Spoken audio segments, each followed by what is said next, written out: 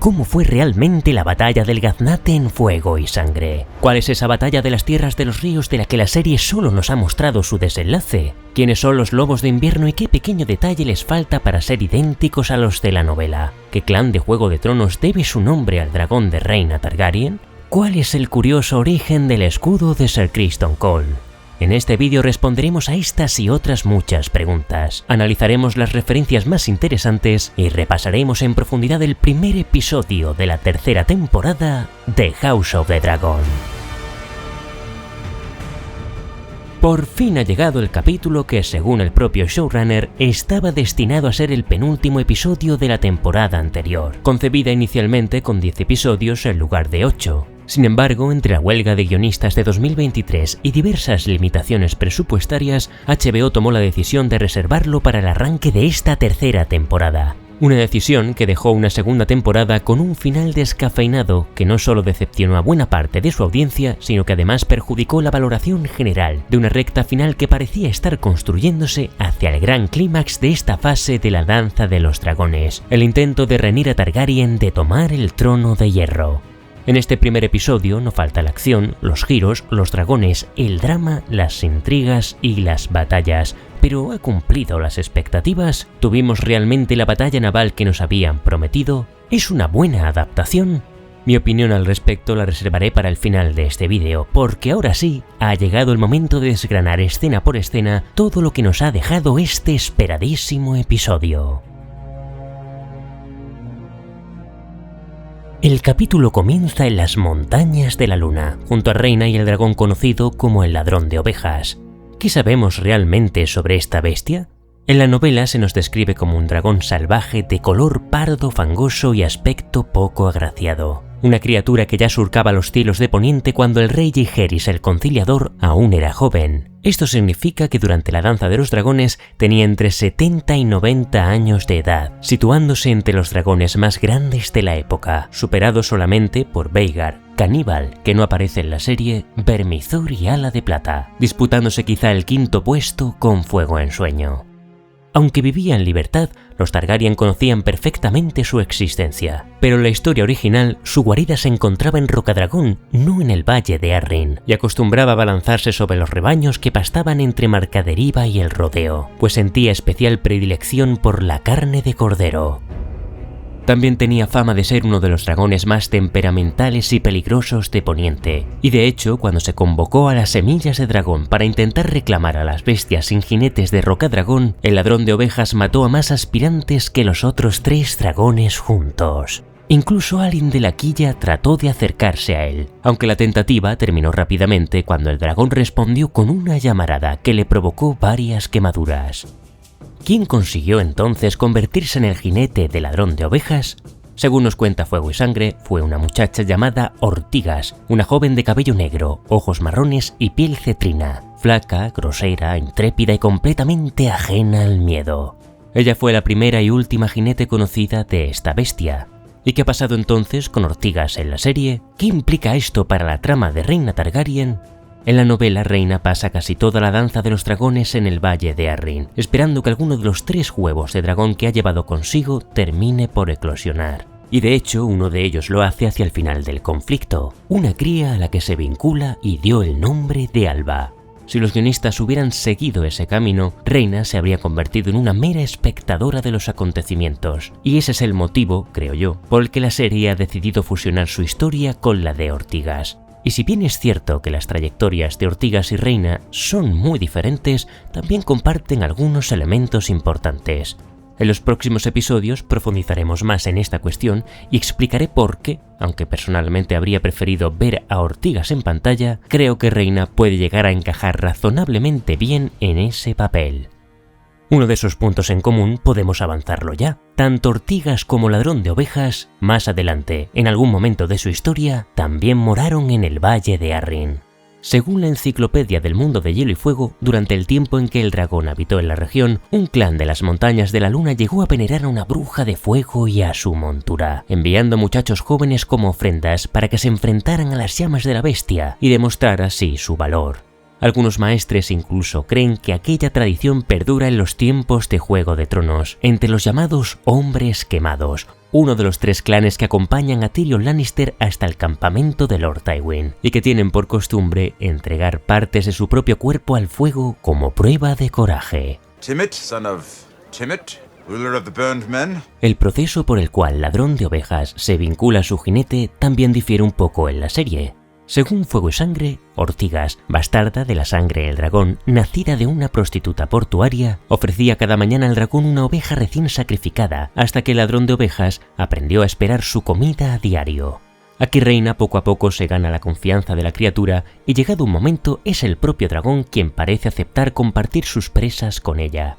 Finalmente, y sin haber aprendido todavía a controlarlo por completo, ambos ponen rumbo a Rocadragón, con nefastas consecuencias, como analizaremos más adelante, porque ahora toca viajar un poco más al oeste, a las tierras de los ríos.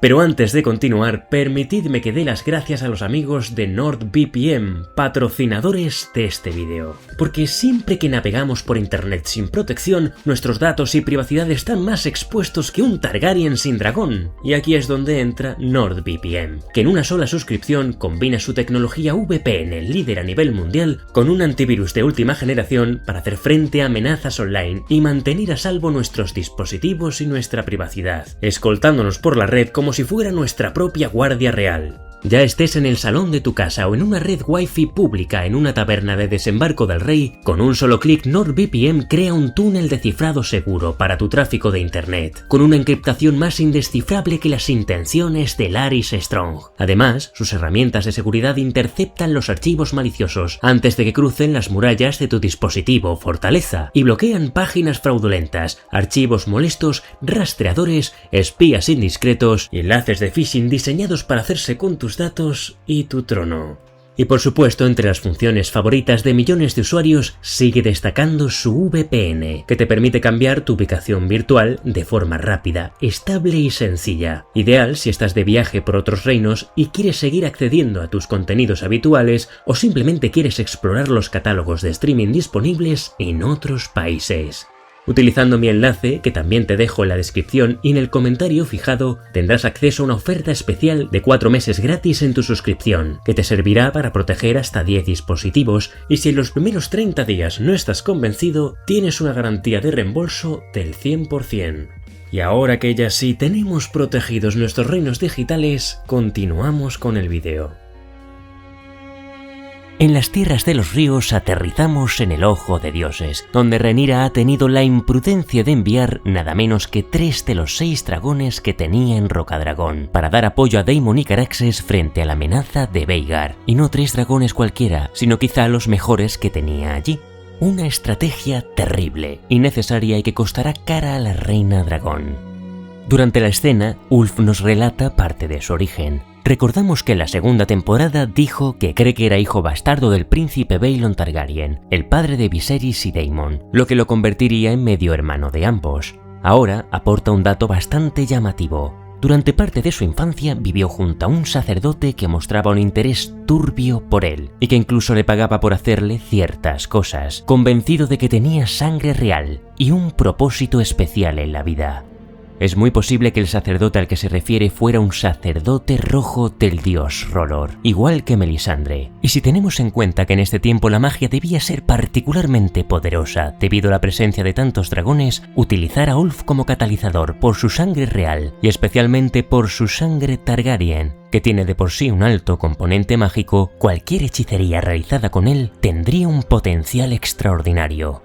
Por otro lado, la insinuación de que realizaba con Ulf prácticas sexuales recuerdan el uso del sexo que empleaba Melisandre para sus hechizos, como cuando mantuvo relaciones con Stannis para crear la sombra que mató a Renly, una magia asociada a los tomadores de sombras. Y por supuesto, este sacerdote rojo podía ver el futuro en las llamas, vaticinando ya que Ulf tendrá un papel que cumplir en esta danza de los dragones. Al terminar su relato, Ulf pregunta a Hugh por sus orígenes, pero en realidad nosotros ya conocemos la respuesta. En el 7º episodio de la temporada anterior, Hugh reveló que su madre trabajaba en una casa de placer y que gozaba de ciertos privilegios por ser quien era. Estos datos nos llevan a pensar que aquella mujer no era otra que Saera Targaryen, la hija más rebelde del rey Jaehaerys, lo que convierte a Ulf y Hugh en primos. En una escena posterior vemos a Adam, Ulf y Hugh hablando sobre la promesa de Rhaenyra de armar los caballeros. Ulf, que apenas conoce cómo funciona la sociedad feudal de Poniente, da por hecho que convertirse en caballero implica automáticamente recibir un castillo. Adam y Hugh se ríen ante esto, pero en realidad tampoco parecen saber demasiado sobre los títulos y jerarquías nobiliarias de Poniente, pues Adam le dice que para obtener un castillo, primero tendrían que nombrarlo Lord. La realidad sobre esto es un poco más compleja, aunque la mayoría de castillos pertenecen a casas nobiliarias, también existen los denominados caballeros hacendados, que poseen tierras e incluso fortalezas sin ostentar el título de Lord. Un buen ejemplo de ello es Ser Eustace Osgrey, al cual conoceremos en la segunda temporada del Caballero de los Siete Reinos. Y si queréis profundizar un poco más en cómo funciona realmente la caballería en Poniente, os recomiendo echar un vistazo al vídeo Los Caballeros de los Siete Reinos, que ya tenéis disponible aquí en el canal. Finalmente la magia aparece en escena con la presencia de la Cabra Negra, que en esta ocasión actúa como un heraldo que anuncia la llegada de Alys Ríos, instando a los tres jinetes a volver a Rocadragón, tal y como sugiere Ulf. También aparece de nuevo y fugazmente un hombre verde, los misteriosos guardianes de la Isla de los Rostros, situada en el lago del Ojo de Dioses. Recordamos que en el último episodio de la temporada anterior vimos fugazmente un hombre verde en la escena en la que Daemon Targaryen tiene las visiones en el Arciano de Harrenhal. La presencia del hombre verde sugiere que la magia de los antiguos dioses, ligada al Cuervo de Tres Ojos, está vigilando todo lo que acontece aquí. Pero hay más, porque en el libro Fuego y Sangre hay una teoría que sugiere que Adam de la Quilla pasó por aquí en un momento decisivo de la danza. ¿Regresará más adelante en esta temporada? De momento a estos tres lo que les toca es regresar a Rocadragón. No muy lejos del Ojo de Dioses acaba de librarse una sangrienta batalla que, curiosamente, en Fuego y Sangre son en realidad tres enfrentamientos distintos. Para entender lo ocurrido debemos remontarnos al sexto episodio de la segunda temporada. Allí vimos cómo Aemon ordenaba a Ser Criston Cole marchar hacia Harrenhal. El plan del príncipe tuerto era atrapar a los ribereños entre dos frentes. Por un lado el ejército Lannister avanzaría desde el oeste y por otro, desde el este, la hueste liderada por Ser Criston, que contaría con el apoyo de Aemon y Vhagar. En la novela, Jason Lannister cruza el Colmillo Dorado con 8000 hombres y se enfrenta por primera vez a los ribereños en el río Forca Roja. Aunque los Piper y los Vance logran rechazarlo varias veces, finalmente los occidentales rompen sus líneas, no sin antes cobrarse la vida de Lord Jason Lannister, que recibió una herida mortal de un viejo escudero llamado Pate de Hojaluenga.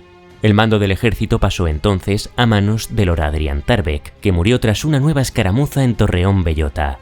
Con su muerte el liderazgo recae en el anciano Lord Humphrey Leford, a quien vimos brevemente en la segunda temporada, y es él, malherido y desde su palanquín, quien conduce a la hueste occidental hasta la orilla oeste del Ojo de Dioses, donde les espera una gran fuerza ribereña reforzada por los lobos de invierno. Los hombres del oeste intentan entonces enviar cuervos para informar a Aemon de su posición, pero todos son abatidos por Robb Ríos el Rojo, considerado el mejor arquero de los Siete Reinos. Incomunicados y sin poder recibir ayuda, los occidentales finalmente son aniquilados en la batalla más sangrienta de toda la Danza de los Dragones, la batalla a orillas del lago, más conocida como la Carnada para Peces. La serie ha optado por simplificar estos acontecimientos fusionando las tres batallas en una sola. Además, añade la participación directa de Daemon Targaryen, que no solo suponemos que ha atacado desde el aire a lomos de Caraxes, sino que también desciende al campo de batalla para blandir Hermana Oscura en primera línea. Entre los caídos, vemos al león que Jason Lannister llevaba consigo en el episodio 6, y al que ahora están decapitando para exhibir su cabeza como trofeo de guerra. El resultado de la batalla es prácticamente el mismo que en el libro. La ausencia de Vhagar ha convertido la campaña militar de los Lannister en las tierras de los ríos en la pesadilla que Jason temía, culminando con la destrucción total de la hueste occidental. En la serie son los lobos de invierno quienes rematan la faena y quienes traen consigo la cabeza del pobre Lord Jason. ¿Y quiénes son estos lobos de invierno? Se trata de la primera hueste enviada al sur por Lord Cregan Stark, 2000 norteños formados por viejos guerreros de barbas canosas, cotas de malla gastadas y pieles harapientas, con una enorme experiencia en combate. Portaban hachas, mazas, garrotes con púas y antiguas espadas de hierro, pero hay un detalle que les falta en la serie, y es que todos iban montados a caballo. Por lo demás son exactamente como los imaginábamos y están liderados por Lord Roderick Dustin, un hombre tan anciano y decrépito que se ganó el apodo de Roddy el Ruinoso. Con el invierno a las puertas, muchos ancianos norteños abandonan voluntariamente sus hogares para que sus familias dispongan de más alimento y más posibilidades de sobrevivir a los duros años que se avecinan. Por eso estos hombres han marchado al sur con un único propósito: encontrar una muerte gloriosa en combate. Y precisamente esa mentalidad les convierte en soldados tan peligrosos, porque no temen a la muerte y siempre van a estar dispuestos a ocupar la primera línea para asestar el golpe inicial. Viajando ahora unas 6 jornadas al este de Harrenhal, encontramos el campamento de Sir Criston Cole, que espera pacientemente la llegada de Aemon y Vhagar. Concretamente se encuentra en las tierras de la casa Backwell, en torno a las Astas, su asentamiento, una fortaleza situada en la frontera septentrional de las tierras de la corona. Durante la escena vemos a Sir Criston pintando el escudo de armas de su propia casa. Ya hablamos un poco de este escudo durante la primera temporada, son 10 roeles negros sobre campo escarlata. Lo que entonces no comentamos es el origen del blasón, que fue revelado por George R.R. Martin pocas semanas antes del estreno de la serie en la Comic Con de San Diego. Según explicó el escritor, esos 10 círculos negros representan trozos de carbón. Y teniendo en cuenta que coal significa precisamente carbón en inglés, parece bastante probable que el nombre de la casa, Cole, esté relacionado con la extracción o el comercio de este mineral. Pero más allá del detalle de la heráldica, el trasfondo de la escena lo que quiere mostrarnos es esa cruda realidad de la guerra. Sir Wayne Hightower presencia como uno de los soldados abusa de una lugareña, un acto que choca frontalmente con la imagen que la casa Hightower trata de proyectar durante todo el conflicto, considerándose a sí misma una de las grandes defensoras de los valores morales de la fe. Y contemplar este tipo de atrocidades le plantea una duda razonable: ¿cuál es el precio de sentar a Aegon en el trono de hierro? ¿Y en qué momento una causa que se consideraba justa terminan convirtiendo a quienes la defienden en aquello mismo que decían combatir? Un poco más al sureste del campamento de Sir Criston Cole, en las tierras próximas a Valle Oscuro, Aegon y Larys continúan su huida de la capital. «Soy el rey de nada y mi trono es mierda de cuervo», lamenta Aegon. Como ya comentamos en el episodio anterior, ambos escaparon ocultos en un carro cargado de pajareras, y esto tiene cierta relevancia, porque los cuervos son criados, distribuidos y cuidados únicamente por los maestres, de modo que, aunque el maestre Orwell en este episodio niega a Aemon haber ayudado a los fugitivos, quizá también esté ocultando sus propios secretos. Poco después, son interceptados por soldados de la casa Stoughton, una casa que quedó devastada y sometida tras la batalla de reposo del Grajo. Teniendo en cuenta que su fortaleza terminó rindiéndose ante el ejército de Sir Criston Cole, no resulta descabellado pensar que estemos viendo algún tipo de resistencia local operando en la región. Sin embargo, lo más interesante de la escena es, una vez más, Larys Strong. Los cronistas de Poniente afirman que las verdaderas intenciones de Larys, el miembro más enigmático del Consejo Verde, fueron siempre un misterio imposible de descifrar, y escenas como esta explican perfectamente por qué. Cuando revela la identidad de Aegon a sus captores, parece estar intentando salvarles la vida, pero al mismo tiempo está dejando la puerta abierta a la posibilidad de utilizar al propio rey como un regalo para Rhaenyra, si sus pasos terminan llevándoles ante la reina dragón. Viajando ahora sí a la capital, encontramos a Alicent llegando a la Fortaleza Roja tras su encuentro con Rhaenyra, y se topa de lleno con un nuevo rey, su hijo Aemon el Tuerto, sentado ahora en el trono de hierro. Diría que este es uno de los cambios de mayor peso, al menos simbólico, con respecto a Fuego y Sangre. En la novela, durante la convalecencia de Aegon, Aemon asumió el gobierno del reino y se ciñó la corona de Aegon el Conquistador, pero siempre lo hizo bajo el título de príncipe regente y nunca se llegó a proclamar rey, aunque sí que deja claro que le hubiera gustado serlo, pues al ceñirse la corona dijo: «Me queda mejor que a él», refiriéndose a su hermano. La serie, sin embargo, ha decidido ir un paso más allá y directamente se proclama el nuevo monarca. Aunque en este caso Aemon no posee la corona, sí ha tomado para sí Fuego Oscuro, la espada de Aegon el Conquistador, un poderoso símbolo de legitimidad que representan su linaje, autoridad y poder. Y además el hecho de que Fuego Oscuro esté ahora en manos de Aemon parece anticipar el inevitable choque entre las dos grandes espadas valirias de la casa Targaryen, Fuego Oscuro y Hermana Oscura, empuñada por Daemon Targaryen. En vista de que su hijo no está dispuesto a abandonar la Fortaleza Roja, Alicent intenta despejar el camino para una futura llegada de Rhaenyra y envía una carta a su primo, Lord Ordmund Hightower, firmando en nombre del rey Aemon, con el objetivo de detener su avance hasta la capital. Curiosamente, en esta escena, quien recibe la orden para buscar un mensajero no es un soldado cualquiera, sino Ser Soren, el mismo que vimos en el episodio 4 de la temporada 1, aquel que avisa a Ser Otto Hightower de que ha llegado un mensaje de Mysaria informando que la joven Rhaenyra ha estado paseando por los burdeles del Callejón de la Seda. Que Alicent utilice al mismo soldado que su padre para las intrigas palaciegas muestra sutilmente la evolución del personaje como un aspirante a heredar las habilidades de Otto en el Juego de Tronos. Con el mensajero viajamos hasta el campamento de Lord Ormond, señor de Antigua, y el simple hecho de que esté interpretado por James Norton ya sugiere que la serie pretende dar al personaje una relevancia mayor que la que tuvo en Fuego y Sangre, y su presentación confirma esta impresión. Toda la escena transmite disciplina. Tiene un ejército ordenado y se pavonea por él cual Julio César, su disgusto por marcharse los dedos con tinta o lacre, o el pequeño frasco aromático que utiliza para disimular el pestazo que echa el mensajero. A ello se le suma esa reluciente e inmaculada armadura adornada con el faro de Antigua y los 7 rostros de la fe, una imagen de pulcritud y perfección que quizá oculte una personalidad más compleja de lo que aparenta. En su cinto lleva además Vigilancia, una de las escasas espadas de acero valirio conocidas en Poniente.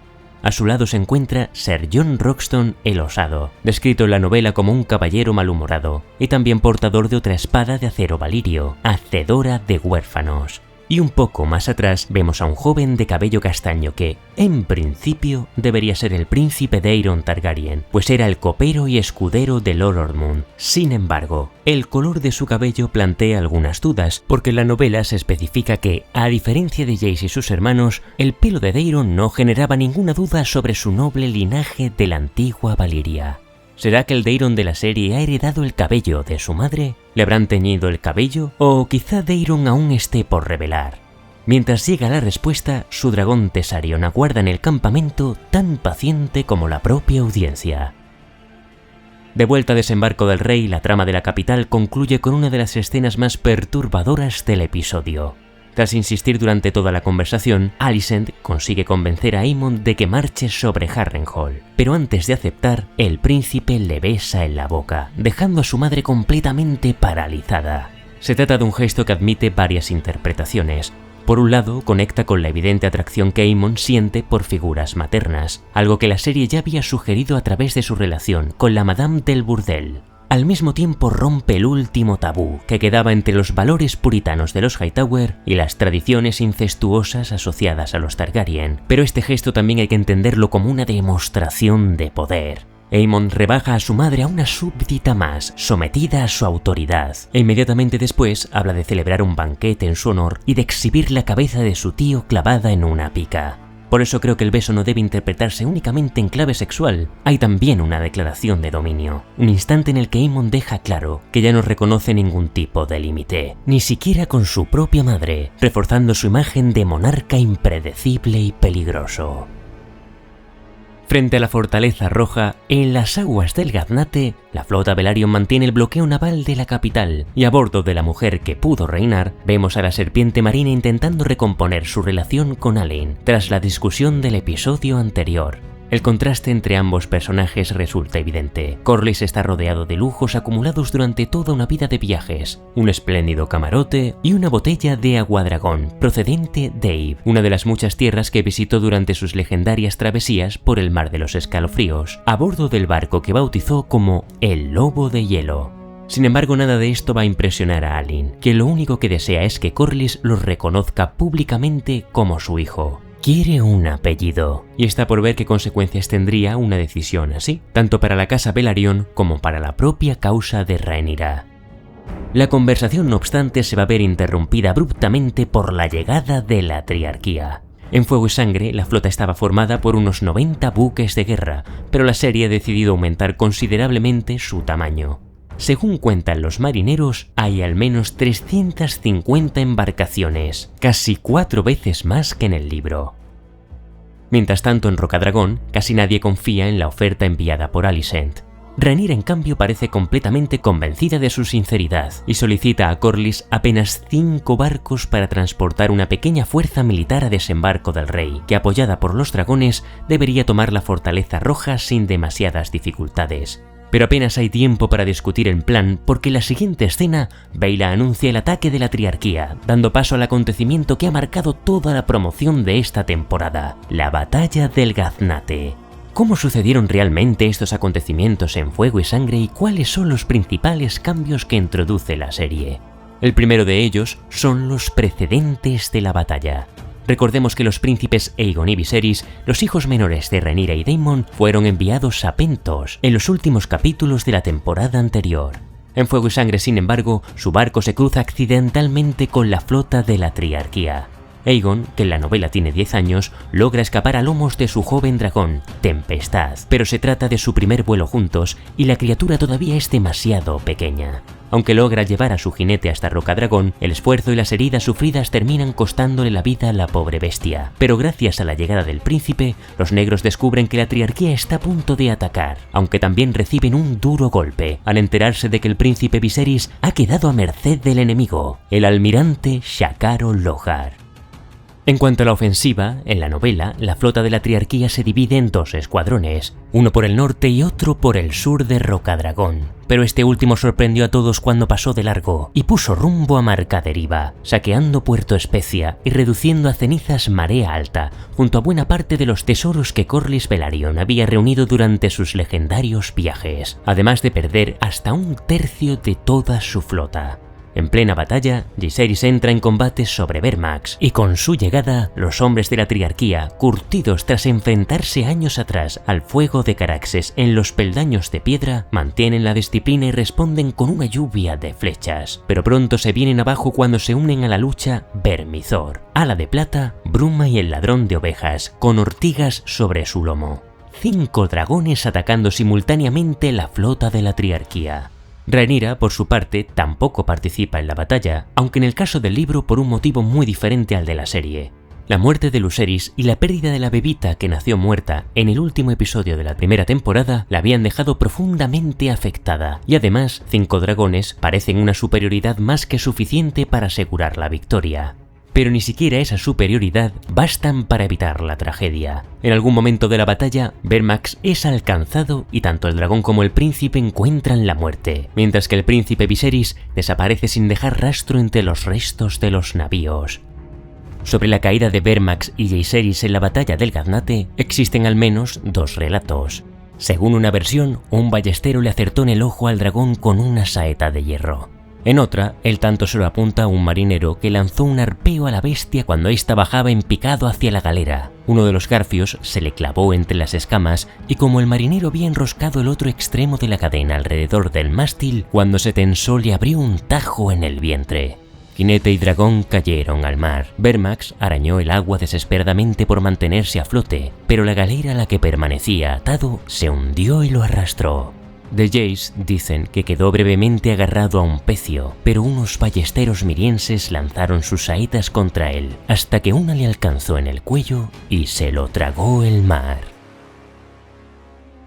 En la serie hay una clara intención de reducir la enorme ventaja que los negros tenían en la novela, enviando a los 3 mejores dragones que tenía Rhaenyra al Ojo de Dioses y reduciendo considerablemente el número de barcos de Corlys, hasta el punto de que Aemon dice que la Triarquía triplica el número de naves de la Serpiente Marina.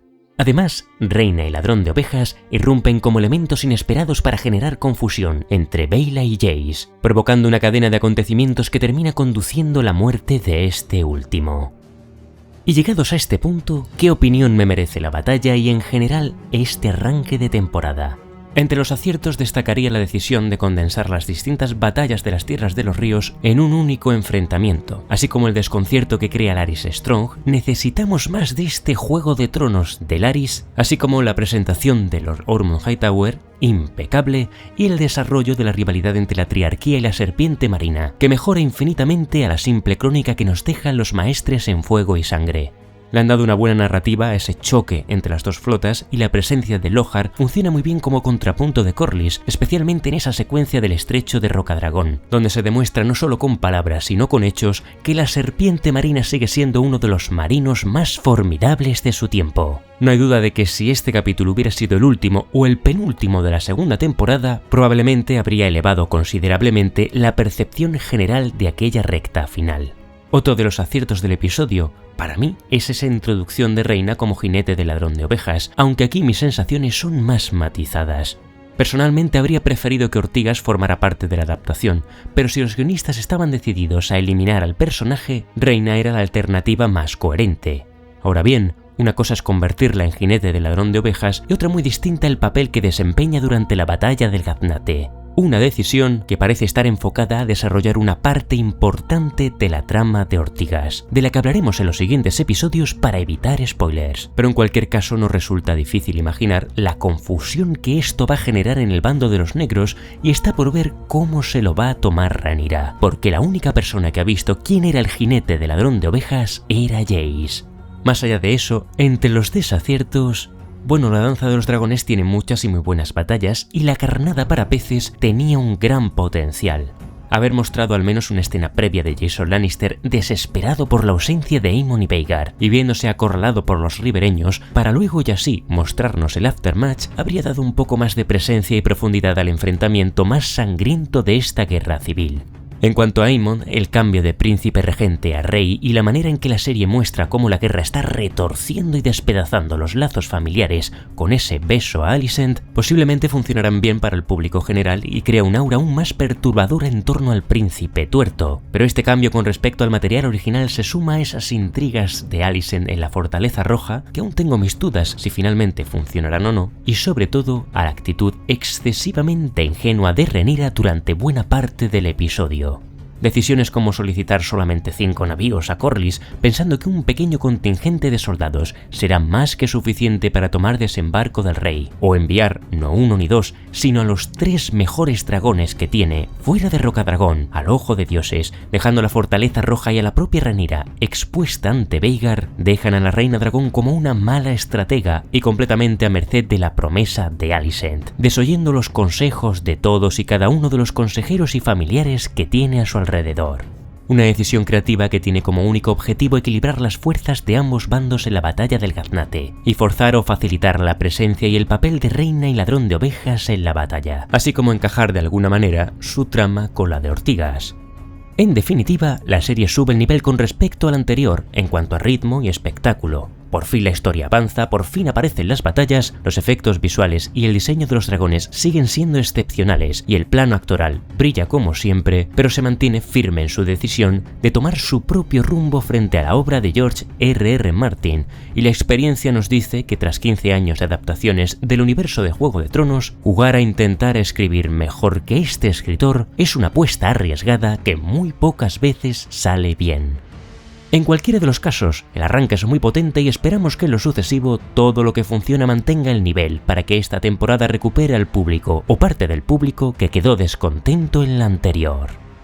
Y con esto concluimos ya así el análisis de esta semana. Todavía queda mucha temporada por delante, con grandes momentos y aciertos, decisiones polémicas y sin duda mucho material que comentar. Recordad que tenéis disponibles en el canal un buen puñado de crónicas de Poniente para conocer mejor a los personajes de esta historia, además de un vídeo con la historia completa de la Danza de los Dragones, para seguir el desarrollo de los acontecimientos más allá de la adaptación. Si os ha gustado el vídeo, no olvidéis darle a me gusta y suscribíos al canal para no perderos ninguno de los próximos análisis y todo el contenido del mundo de Hielo y Fuego.